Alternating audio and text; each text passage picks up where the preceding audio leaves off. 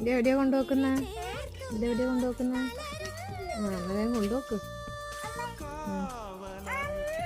ഓയ് പിടിക്കണോ? പിടിച്ചിട്ട് പിടിച്ചിട്ട് വന്നേ. പൊന്തുന്നില്ലേ? അയ്യോ, പൊന്താത്ത സാധനം എന്തിനാ എടുത്തേ? അവിടെ കൊണ്ടുവെക്കാനാണോ?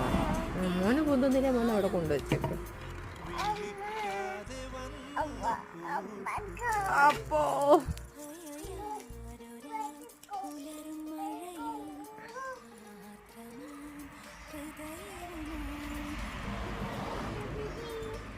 അച്ഛാ